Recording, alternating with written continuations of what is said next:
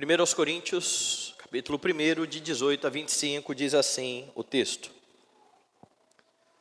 Certamente a palavra da cruz é loucura para os que se perdem, mas para nós que somos salvos, poder de Deus. Pois está escrito: destruirei a sabedoria dos sábios e aniquilarei a inteligência dos instruídos. Onde está o sábio?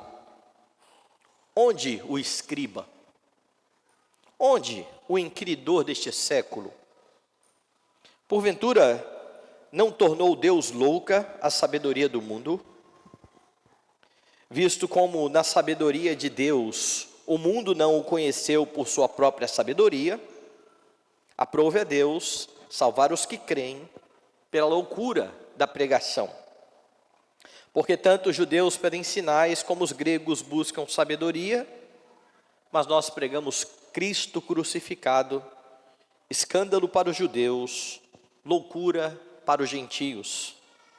Mas para os que foram chamados, tanto judeus como gregos, pregamos a Cristo, poder de Deus e sabedoria de Deus.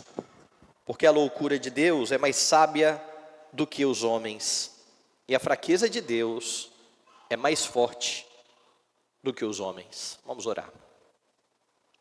Senhor amado e Deus bendito, somos gratos porque pelos méritos de Cristo somos aceitos em Tua presença no dia do Senhor, a fim de prestar culto ao Teu nome. Louvamos o Teu nome porque sabemos que cada um dos irmãos que aqui estão nesta noite estão, ó Deus, porque o Senhor mesmo trouxe cada um de nós. Que o Senhor aceite a nossa adoração e que o Senhor neste momento venha tratar conosco por meio da Tua palavra viva e eficaz. Que o Evangelho seja anunciado com fidelidade, que o glorioso Salvador seja visto na Escritura, que haja edificação, consolação, correção, salvação, para a glória do Teu nome, em nome de Jesus, amém. Meus irmãos, pregação é coisa muito séria. Pregação é algo que envolve vida e morte. Mas a despeito da seriedade com que a Escritura trata a pregação da palavra de Deus, há muita gente querendo apenas lucrar com isso. Muitas pessoas de fato querendo ganhar dinheiro com a pregação. Há umas 2, 3 semanas eu comecei a ver um anúncio nas redes sociais, fazendo uma propaganda de um e-book com mais de 3.000 esboços de sermão. E então o site anuncia assim: pregue de forma impactante e inspiradora, mesmo sem ter cursado teologia, através desse incrível banco de sermões. É assim que eles anunciam o produto. E eles continuam dizendo assim: veja como pregadores do Brasil inteiro, mesmo com pouco conhecimento bíblico, conseguem pregar todos os dias, sem precisar escrever o sermão, através desta fonte inesgotável de sermões. Você paga lá os seus R$ 35,90, 40 e poucos reais, e tem acesso a essa belíssima ferramenta, segundo eles. E você percebe que não há preocupação alguma aqui com a glória de Cristo. Não há sequer, meus irmãos, na minha opinião, temor do Senhor em pessoas que fazem mercado da palavra de Deus desta maneira. Infelizmente, isso tem se multiplicado e isso tem sido um desastre para a igreja. Você tem acompanhado aqui as exposições na primeira carta aos Coríntios. E logo aqui no primeiro capítulo é fácil você perceber que uma igreja onde Cristo não é o centro, acaba se dividindo em torno de homens. Corinto estava vivendo esse tipo de situação. Havia grupos na igreja que tinham as suas preferências por determinados pregadores. Paulo, Apolo, Pedro, E a culpa não estava em Paulo, Apolo e Pedro, eles eram homens fiéis, eles pregavam a mesma doutrina. O problema é que os grupos começam a se formar na igreja em torno de alguns anseios do coração dos ouvintes. Quando você não dá a devida atenção a Cristo, você vai substituir Cristo por alguma coisa, a igreja então acaba se dividindo. Paulo então está escrevendo, tentando pôr fim às divisões da igreja. E algo muito interessante a se notar ou a se lembrar, já que você viu isso na semana passada, é que Paulo trata de tentar tirar o seu nome do meio da confusão. Veja o verso 17, Paulo diz assim: porque não me enviou Cristo para batizar, mas para pregar o evangelho, não com sabedoria de palavras, para que se não anule a cruz de Cristo. E Paulo está explicando aqui algo que ele falou de forma muito grave. Aqueles irmãos que se distribuíam em grupos e diziam: eu sou de Paulo, eu sou de Apolo, ouviram do próprio Paulo: acaso Cristo está dividido? Paulo morreu em favor de alguém, e então ele diz: eu dou graças a Deus que eu não batizei nenhum de vocês. Não, eu batizei um ou outro, ele lembra, mas eu não lembro de ter batizado muitos outros. E aqui no verso 17, ele está explicando a razão. Não é que ele menosprezava o batismo, é porque Paulo não queria o seu nome envolvido na questão das divisões da igreja. Como eu disse aqui no verso 17, ele diz que a sua principal função era pregar o evangelho de Cristo, não com sabedoria de palavras, ou em outras palavras, Paulo está dizendo: eu não estou me valendo dos recursos humanos, eu não estou me valendo da filosofia dos gregos, da retórica. O meu objetivo é a pregação fiel do evangelho de Cristo, a cruz de Jesus Cristo. E os versos que foram lidos nessa noite são um desenvolvimento do que Paulo falou no verso 17. Ele desenvolve um pouco mais aquilo que ele acabou de falar no verso 17. E nas palavras de Paulo você percebe como é que deve ser a pregação fiel do evangelho, ou a fiel pregação do evangelho. Como que é a pregação, ou como deve ser a fiel pregação do evangelho? Paulo vai deixar muito claro que a fiel pregação do evangelho não busca agradar os homens, não busca agradar os pecadores. Perceba que Paulo tem uma firme convicção no seu coração. Ela está no verso 18, na parte A. Certamente a palavra da cruz é loucura para os que se perdem. Paulo não tem a menor dúvida acerca disso. É uma certeza. Ele está sendo muito categórico. Eu sei que a palavra da cruz é loucura para os que se perdem. A palavra da cruz é o bendito evangelho de Cristo Jesus. Esta é a palavra da cruz. É a pregação sobre a encarnação de Cristo, sobre a sua vida, sobre o seu sofrimento, morte, ressurreição e ascensão. A palavra da cruz é a pregação de toda a obra gloriosa de Jesus Cristo em favor do seu povo, a fim de redimir pecadores, a fim de trazer de volta para o Senhor homens que foram afastados dele por causa do pecado de Adão no começo de todas as coisas. Como nós vimos aqui em Isaías, o homem é incapaz diante de Deus de fazer boas obras e assim ser salvo, apesar de você, se você fizer uma pesquisa por aí e perguntar às pessoas: se você morrer, você acha que você vai para o céu ou para o inferno? Você vai para uma espécie de paraíso ou você vai ser julgado eternamente? A maioria dos homens vai dizer: não, eu sou uma boa pessoa. Eu sou um bom marido, eu sou um bom pai, eu pago as minhas contas em dia, eu não falo mal de ninguém. Entretanto, Isaías é bem categórico. As nossas obras são diante de Deus como trapo de imundícia. Diante de Deus o homem é como o imundo, Deus é santo, e o que o homem merece da parte de Deus é a sua ira. É por isso que se faz necessário o próprio Deus se fazer carne, habitar entre nós. Em Cristo Jesus nós vemos a glória de Deus, é isso que João diz no seu evangelho.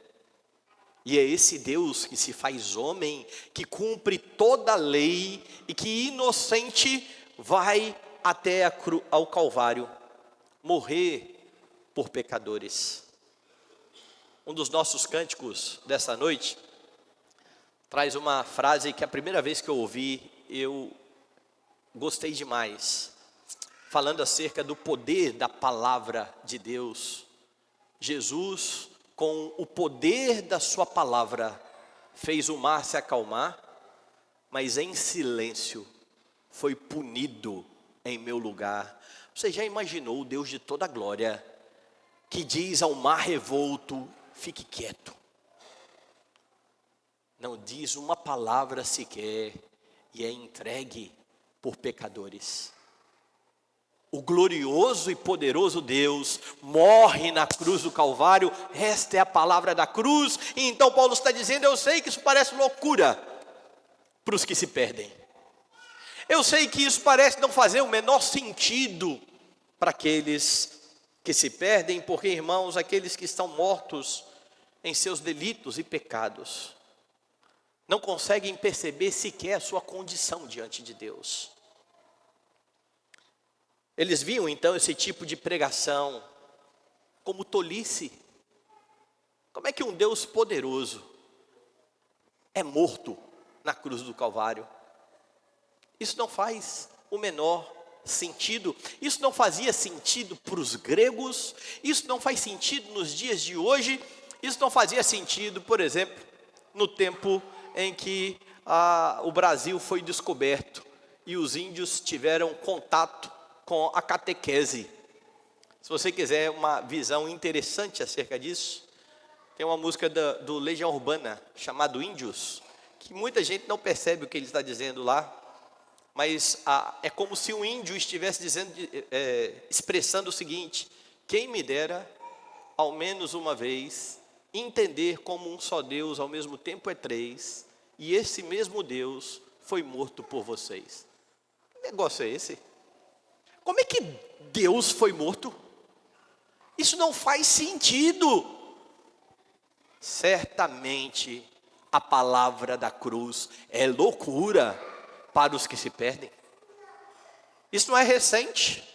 Isso acontecia nos dias de Paulo. É por isso que aqueles homens, principalmente numa cultura greco-romana, viam esse tipo de pregação como uma tolice, fazendo isso porque estão comprometidos com a sua própria sabedoria, com o seu próprio modo de pensar. Entretanto, Paulo, que tem esta firme convicção de que para aqueles que estão perdidos a palavra da cruz é loucura, ele vai demonstrar aqui que desde o Antigo Testamento Deus já havia profetizado que iria aniquilar a sabedoria dos homens. É isso que ele fala no verso 19, dê uma olhada. Pois está escrito, destruirei a sabedoria dos sábios e aniquilarei a inteligência dos instruídos.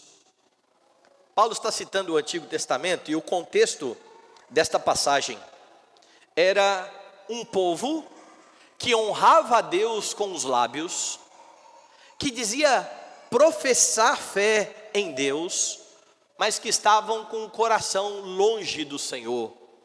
Paulo fala isso dos escribas e fariseus. Jesus fala isso acerca dos escribas e fariseus. Este povo me honra com os lábios, mas o seu coração está distante de mim. Lá no Antigo Testamento, Deus não estava comprometido com a pretensa sabedoria que partia de um coração distante dele. E se isso era verdade em relação ao seu próprio povo, isso é muito mais verdadeiro com pessoas que não querem tomar conhecimento do Senhor Deus, mas que se acham sábias aos seus olhos, mas que acham que entendem como as coisas funcionam na vida. E é por isso então que no verso 20 Paulo faz uma pergunta, veja: onde está o sábio? Onde o escriba? Onde o inquiridor deste século? Paulo faz aqui algumas perguntas, e todas essas perguntas têm por base também um Antigo Testamento. Lá em Isaías capítulo 19, verso 12, essa é a pergunta de Deus: onde é que estão os homens sábios de Faraó? Lá em Isaías capítulo 33, você tem alguns ais que são proferidos pelo Senhor contra os assírios. E naquele momento em que há guerra da Assíria contra Israel, a pergunta de Deus é: onde está o escriba? Aquele que fazia a contabilidade de quantos haviam no exército para lutar. Deus está desdenhando deles e dizendo: onde está o escriba? E o contexto dessa passagem no Antigo Testamento é exatamente o livramento de Deus, ou que Deus deu ao seu povo diante da poderosa Assíria. Paulo está pegando todos estes textos do Antigo Testamento e então aplicando ao seu tempo. Quando Deus prometeu redenção a Israel, meus irmãos, lá em Isaías 44, 25, Ele prometeu destruir a sabedoria dos sábios, convertendo a sabedoria dos sábios em loucura. E de novo, Paulo está aplicando tudo isso ao seu tempo, aquilo que ele estava vendo acontecer ali na cidade de Corinto. Homens sábios, pelo menos sábios aos seus próprios olhos, desdenhando da proclamação do Evangelho. Homens que faziam parte do povo de Deus, judeus, que durante todo o Antigo Testamento ouviram sobre o Messias que viria, e que agora que o Messias veio, também não estavam entendendo o ministério de Cristo Jesus. Paulo então está mostrando aqui, demonstrando que a sabedoria humana não é nada diante de Deus. Veja o verso 20, mais uma vez. Porventura, não tornou Deus louca a sabedoria do mundo? O mundo se acha muito sábio. Deus tornou tudo isso em loucura. Quando Paulo pergunta aqui, onde está o escriba? Ou onde está o especialista da lei? Ele está demonstrando que mesmo estes homens, versados nas Escrituras, não estavam compreendendo o Evangelho de Cristo, não estavam se interessando pela pregação fiel do Evangelho. Quando Paulo cita o inquiridor desse século, ele tem em mente os filósofos gregos e judeus, ambos comprometidos com os valores deste mundo. Onde estão estes homens que se acham tão sábios aos seus próprios olhos? E então na parte A do verso 21, você tem mais uma afirmação do apóstolo. Visto como na sabedoria de Deus, o mundo não o conheceu por sua própria sabedoria, ou seja, os homens desconheceram a sabedoria de Deus. Os homens tomaram para si uma pretensa sabedoria, mas eles não chegaram a conhecer a Deus desta forma. Isso se assemelha muito, meus irmãos, ao que Paulo fala lá na Epístola aos Romanos, quando ele diz que Deus está irado com os homens. E a razão de Deus estar irado com os homens, nós cantamos aqui nessa noite.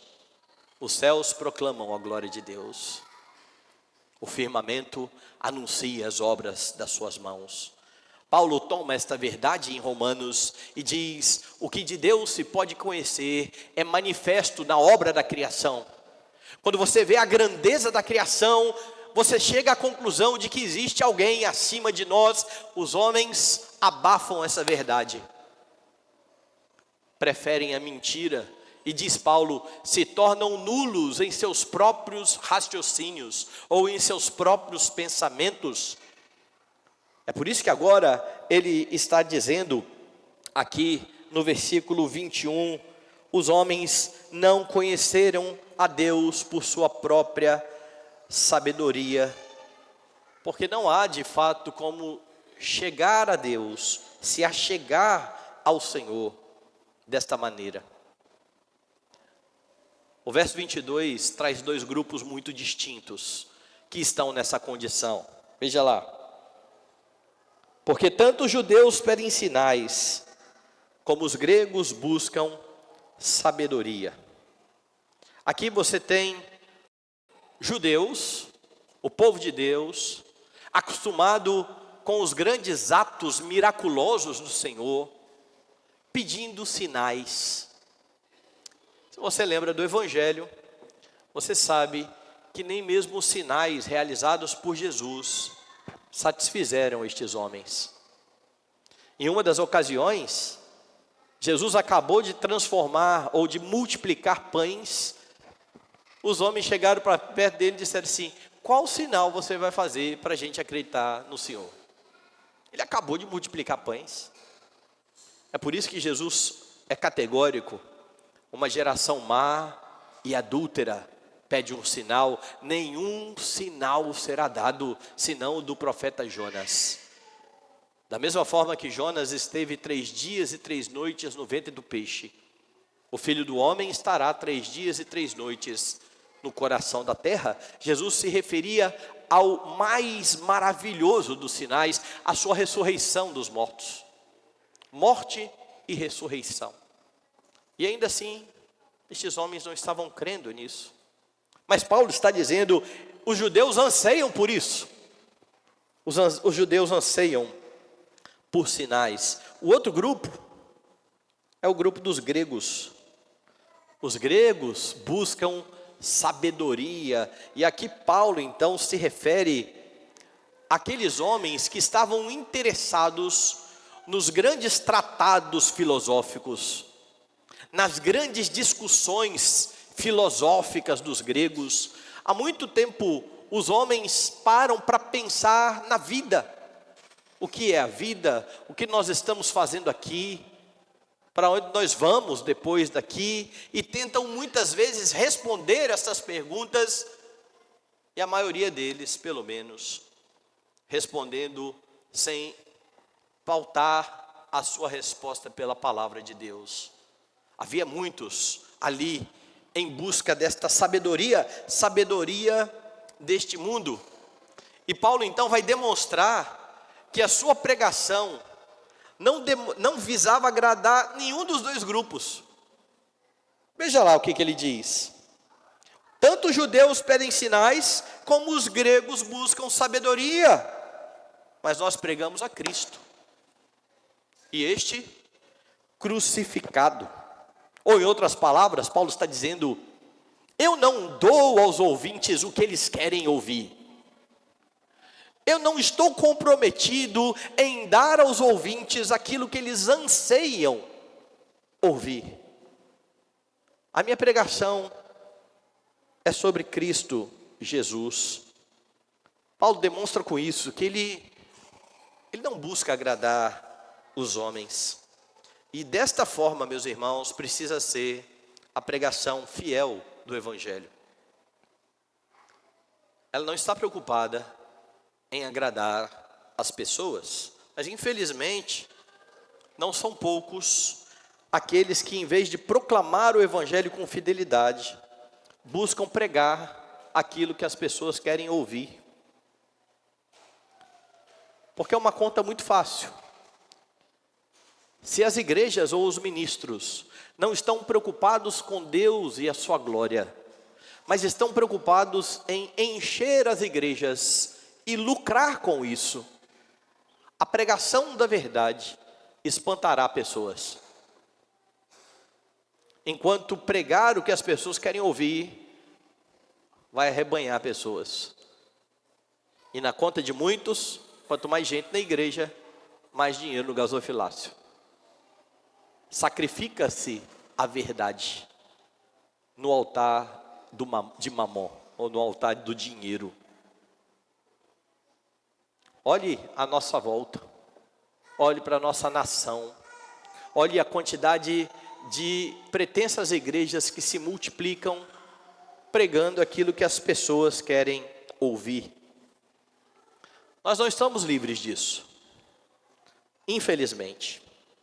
Há alguns anos, houve um movimento aí dentro da nossa igreja, de alguns que parece que estavam tentando tornar a pregação mais palatável, fazer da pregação algo que as pessoas gostassem de ouvir, e dessa maneira, em vez de pregar aquilo que a Escritura dizia, os sermões eram inspirados nos filmes da Marvel, na vida das celebridades. E então eu vi lá um sermão sobre a ira.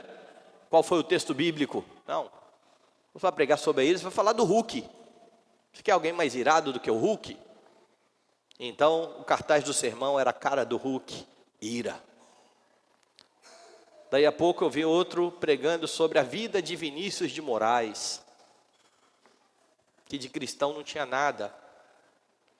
A vida de Lady Diana. Eu vi uma série de sermões sobre a vida de Pablo Escobar.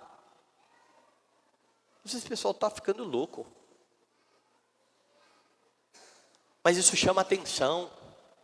O que vai acontecer? Eu vou lá, eu quero ouvir. Eu quero saber o que vai ser dito. Tudo isso é uma tentativa de dar ao pecador aquilo que o pecador anseia. As coisas mudaram? Talvez não muito. Eu vi recentemente um culto que parecia mais uma conversa de um talk show. Retira-se o púlpito, coloca-se aqui à frente alguns sofás, senta o pastor e algumas pessoas da igreja e batem um papo. E eu não estou falando de igrejas fora da igreja presbiteriana, não. Eu estou falando dentro do nosso arraial, infelizmente. Pessoas que não estão comprometidas com a Escritura. É uma tolice, meus irmãos, tentar ganhar o pecador dessa forma. Paulo está dizendo que o homem perdido em seu pecado continuará rejeitando o Evangelho de Cristo.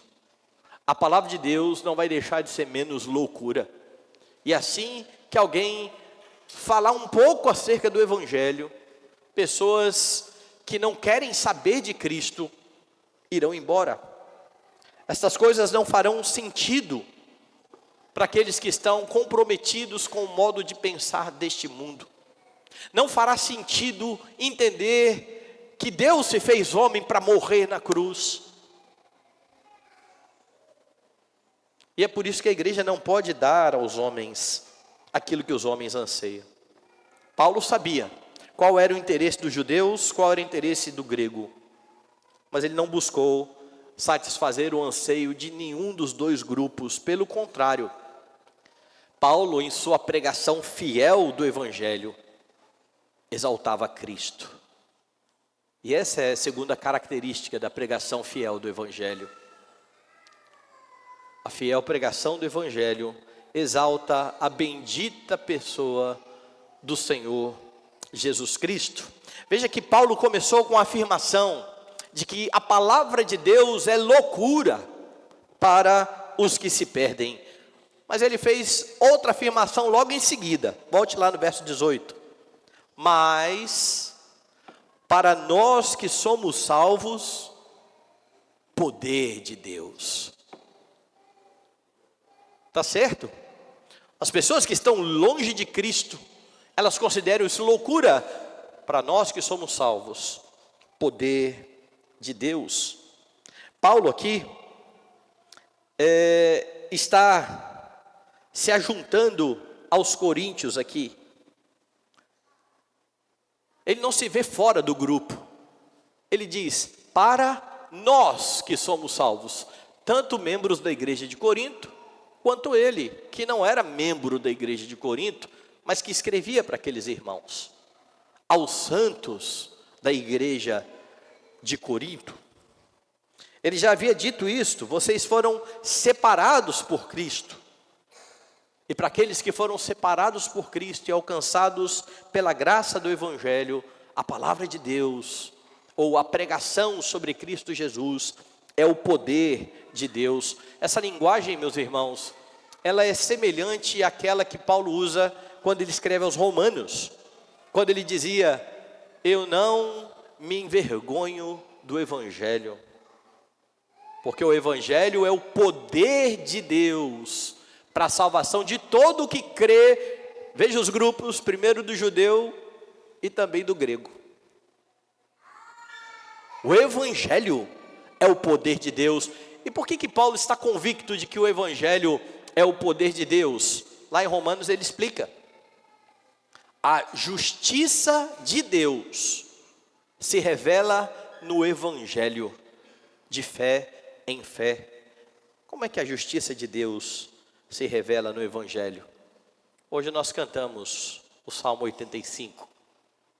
Eu disse que o Salmo 85 mostra exatamente a razão de sermos aceitos diante de Deus, de termos os nossos pecados cancelados.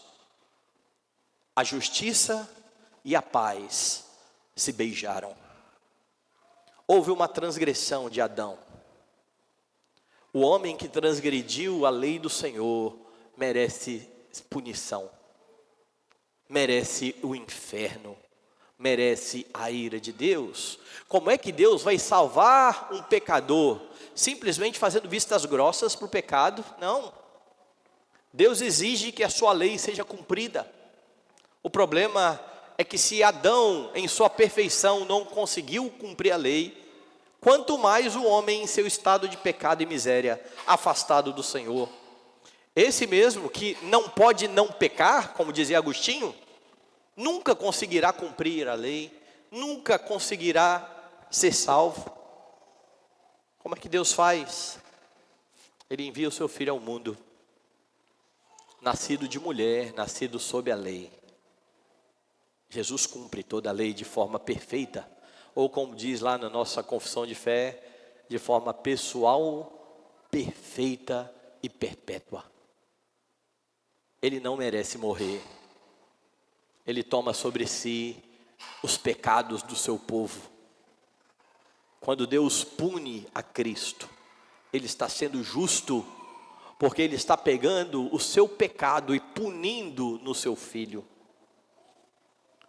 Quando Ele então, por meio de Cristo, dá a você a paz que excede todo entendimento, Ele está sendo gracioso. E é assim que Paulo explica que Deus é justo, punindo o pecado, e justificador daqueles que creem, pessoas que não têm condições de agradar a Deus, mas que por fé em Jesus Cristo serão aceitas diante dEle, pelos méritos do Senhor. Esse é o poder de Deus, pregado pelo Evangelho. Essa é a palavra poderosa do Evangelho. No verso 21, Paulo demonstra ser a pregação da palavra, então, a maneira escolhida para trazer pecadores à fé. Como é que estes homens que estão afastados do Senhor terão conhecimento da graça de Deus? Verso 21. Visto como na sabedoria de Deus o mundo não o conheceu por sua própria sabedoria, aprove a Deus salvar os que creem pela loucura da pregação. E aqui há algo bastante interessante. Olha, certamente a palavra da cruz é loucura para os que se perdem. Os que se perdem vão continuar achando isso. Sabe o que Deus faz? Manda pregar. É a loucura da pregação que salvará pecadores. Porque se o pecador não vai ter condição de olhar para isso e crer, é o próprio Deus operando pelo Espírito no coração do pecador, que fará com que ele abra os seus olhos e abrace o Redentor. Mas isso não é feito, irmãos, de outra forma, senão pela pregação do Evangelho. É por isso que o Evangelho é o poder de Deus para a salvação. Eu me lembro do saudoso pastor Scipione. O pastor Scipione esteve aqui na nossa igreja em 2018. Ele faleceu, acho que em 2021, alguma coisa assim. E dentre muitas coisas boas que ele falou aqui na igreja, uma ilustração me chamou muita atenção, porque ele disse que trabalhava numa universidade, e alguns perguntaram para ele assim: como é que a gente usa a Bíblia para evangelizar ateu? Ele não crê na Bíblia. Eu vou usar a Bíblia para evangelizar um ateu? Então o Scipione, com aquele jeitão dele, dizia assim: imagina um caçador. O caçador entra na selva, ou na savana, ele africana, com a sua arma. Então ele está caçando um elefante. E então ele começa a andar, de repente ele cai num rio e molha a sua arma, estraga a sua espingarda. Ele toma uma outra espingarda e continua a sua caçada. E de repente surge um elefante, um grande elefante, e vem na direção dele. Então ele pega a sua arma, olha para o elefante e pergunta assim: senhor elefante, o senhor acredita em espingardas? E o elefante vai falar: não, eu não acredito em espingarda. Eu falei: então não posso usar a minha espingarda. E ele dizia: atira no elefante.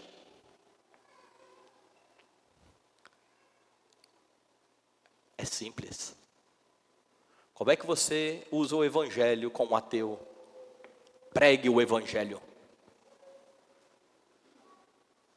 Porque quem faz o evangelho eficaz no coração não é você. Não é a sua retórica, não são os seus bons argumentos, mas é o Espírito do Senhor operando no coração pecador. Mas nós por vezes, irmãos, não cremos no poder de Deus e ficamos tentando achar outras formas de convencer pessoas sobre Jesus. Não, a maneira é esta aqui: pregação do Evangelho. Essa é a nossa parte. Deus fará dele. Deus levará homens muitas vezes altivos em sua sabedoria a se quedar de joelhos diante da cruz de Cristo. Homens que acham uma baboseira esse negócio de evangelho, de igreja. Mas se quiser o Senhor, são convertidos.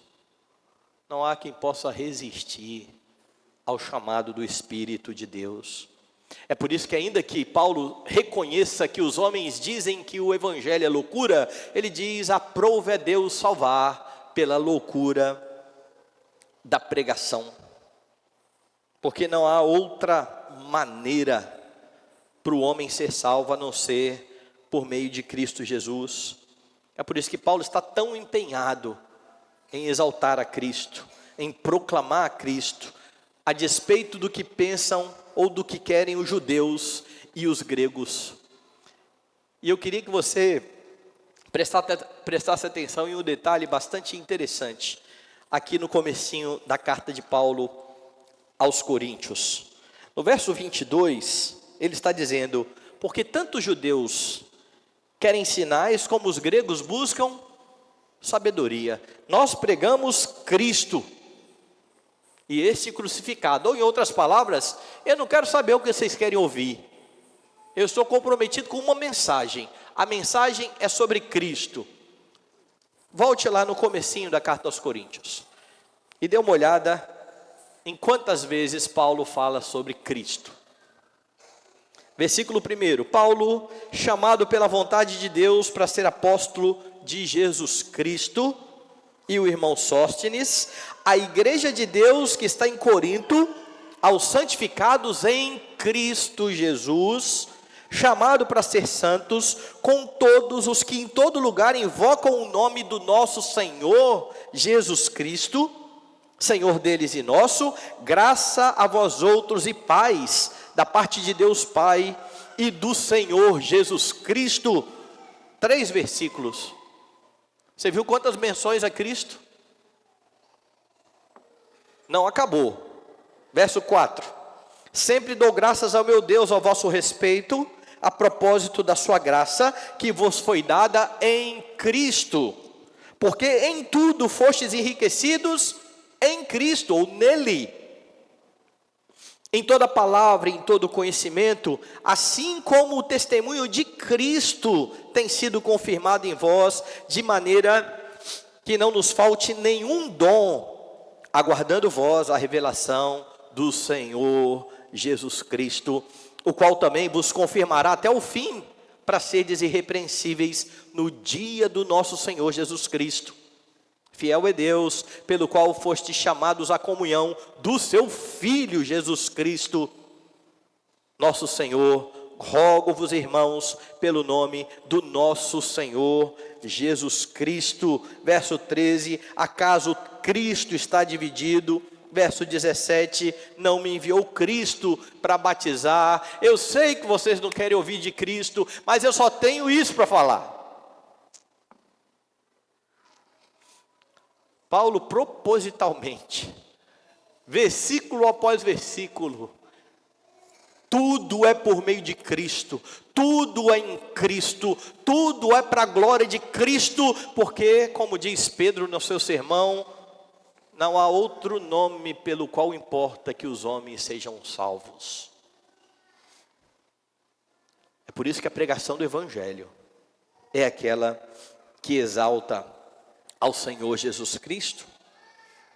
Esta certeza está expressa no verso 24, veja lá: mas para os que foram chamados, tanto judeus como gregos, pregamos a Cristo, poder de Deus e sabedoria de Deus. Um poder diferente do que o judeu quer, uma sabedoria diferente daquela que o grego quer. Tudo o que o homem precisa está na pessoa bendita do Senhor Jesus Cristo.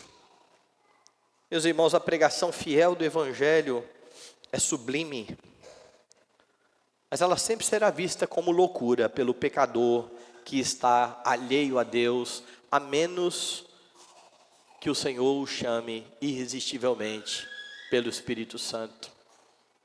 É o Espírito do Senhor que regenera o coração e leva o homem a compreender a sabedoria de Deus exposta no Evangelho.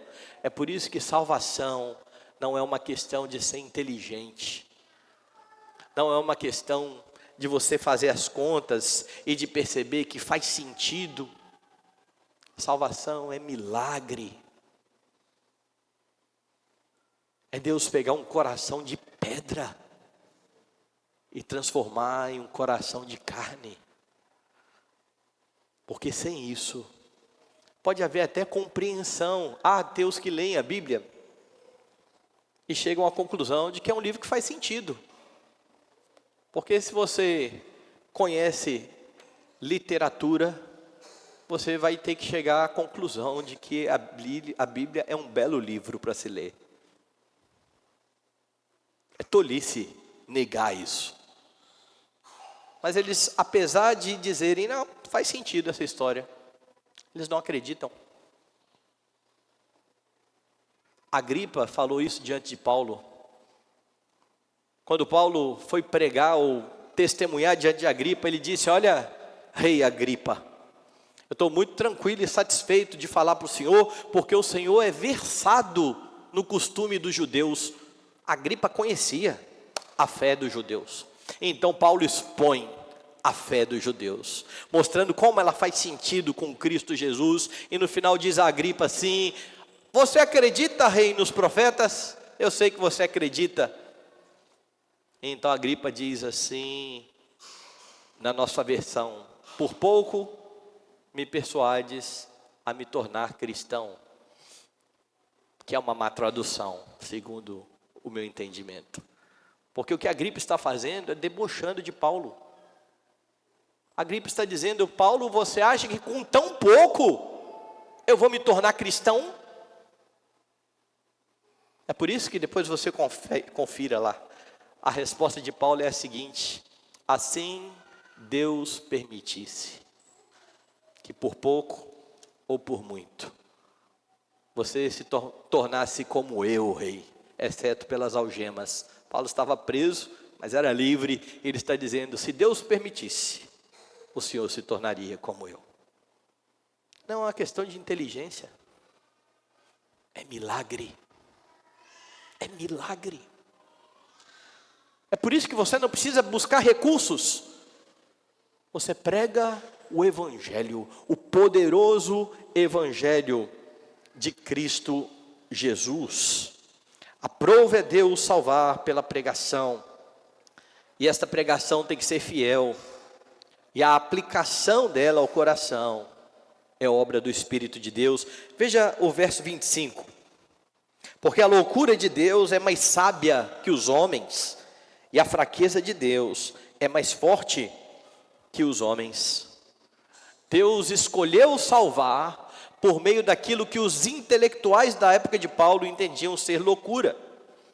E Paulo está dizendo que esta pretensa loucura é muito mais sábia do que a sabedoria dos homens e muito mais forte. E a fraqueza de Deus, ou a pretensa fraqueza de Deus, um Messias que morre na cruz, muito mais forte do que os homens. É a pregação fiel desta verdade, meus irmãos, que exalta Cristo e leva pecadores à salvação. É por isso que a igreja de Cristo não deve negociar a mensagem do Evangelho. A igreja não precisa de métodos mirabolantes a fim de levar pessoas à fé. Você não precisa de pessoas especiais para pregar o Evangelho àqueles que estão perto de você, seus queridos, seu pai, a sua mãe. Porque a impressão que muitos têm é: se o pastor fulano não pregasse para minha mãe, ela se converteria, porque ele explica de forma tão fácil. Explique você. E creia que o Evangelho é o poder de Deus para a salvação do que crê. Não confie no veículo, não confie no instrumento, confie no poderoso Evangelho de Cristo Jesus. A igreja precisa confiar que a pregação fiel que exalta Cristo é suficiente e poderosa para atrair pecadores à fé, e dessa forma a igreja não vai ficar tentando inventar o tempo todo novos métodos, novas formas de crescer a cada momento. Meus irmãos, Deus é o dono da salvação. Para que a salvação fosse possível, Ele enviou o seu Filho ao mundo, nascido de mulher, nascido sob a lei, e o Filho cumpriu tudo o que era necessário para a redenção de pecadores. Deus já fez tudo o que era necessário para a pregação, para a conversão de pecadores, para a salvação de pecadores. Isso está no Evangelho. Proclame o Evangelho, porque Deus, que escolheu pecadores para a salvação, proveu a pregação de Cristo como meio para que o homem venha à fé. Quem não crê nisso, fica tentando arrumar maneiras melhores de atrair pecadores à fé. E se a gente fizer um teatro? E se a gente fizer uma sessão de cinema e levar as pessoas para verem um filme sobre Jesus? E se a gente juntar para ver a novela da Record, que é uma tragédia, por sinal? Evangelho. Está aqui. Deus deu à igreja o glorioso Evangelho. O pecador precisa de Cristo e precisa saber quem é Cristo, o que Ele fez e por que Ele teve que fazer o que Ele fez. E é por isso que a igreja precisa investir nos seus pregadores, para que sejam cada vez mais instruídos nas verdades eternas. Como eu citei aqui na introdução, há pessoas que querem lucrar com a pregação, que querem mercadejar a fé, e é por isso que você vê propagandas como aquelas que eu citei. Lá naquela propaganda que eu vi, existia lá uma sessão de perguntas e respostas, e estava lá uma pergunta: consigo pregar, mesmo não tendo muito tempo para preparar o sermão? E aí então a promessa: com 5 minutos de leitura, você já consegue pregar o sermão sem maiores problemas. Gaste mais tempo orando e preparando a oratória. Orando, beleza, a gente tem que orar mesmo, mas preparar a oratória é o exato oposto do que Paulo está dizendo aqui no versículo 17. Não me enviou Cristo para batizar, mas para pregar o evangelho, não com sabedoria de palavra, para que não se anule a cruz de Cristo. Não me entenda mal, eu acho que comunicadores do evangelho, pregadores, eles precisam se esforçar para ser claros. Mas quando você tem uma propaganda que diz: não precisa estudar muito a Bíblia não, gaste tempo com a oratória, está tudo errado, não faz sentido, não vem da parte de Deus. A pregação fiel, irmãos, é aquela que exalta Cristo, e como eu disse no sermão anterior, se as pessoas saem da igreja muito impactadas com o pregador, em como ele é bom em comunicar, na sua retórica, como ele fala um português impecável, mas não saem impactadas com Cristo, o pregador fez um péssimo trabalho. Cristo precisa ser visto no evangelho, mas ele só não fez um péssimo trabalho, ele foi um empecilho à fé. Pregação é coisa séria. Você precisa cada dia mais conhecer o seu Redentor, e precisa conhecer a maneira que Deus estabeleceu para a fé e para o crescimento dos cristãos. A loucura da pregação. O texto então mostra, irmãos, que a pregação fiel do evangelho não busca a glória dos homens. Quando igrejas e pregadores começam a dar mais valor ao que as pessoas querem ouvir, em vez de esforçar para pregar todo o conselho de Deus, o Senhor não é honrado, não há salvação. A fiel pregação do evangelho exalta Cristo. A igreja de Corinto estava dividida, porque em vez de buscar o conhecimento de Cristo, estava encantada com seus líderes. Eu sou de Paulo, eu sou de Apolo, eu sou de Pedro. Entretanto, Paulo está mostrando que quando Cristo é exaltado, a igreja é edificada e ela deixa de perder tempo com divisões e facções. Não importa se você é de Paulo, de Apolo ou de Cristo, nós somos todos de Cristo. Cristo não está dividido. Ele é o dono da igreja. Ele é o cabeça do corpo. Ele é o Senhor que santifica o seu povo. Então ore ao Senhor, para que mantenha a nossa igreja fiel, tanto a nossa igreja local, quanto a nossa denominação, Igreja Presbiteriana do Brasil, para que tenhamos de fato homens comprometidos com a pregação que exalta Cristo e que proclama Cristo. O crescimento, quem dá é o Senhor.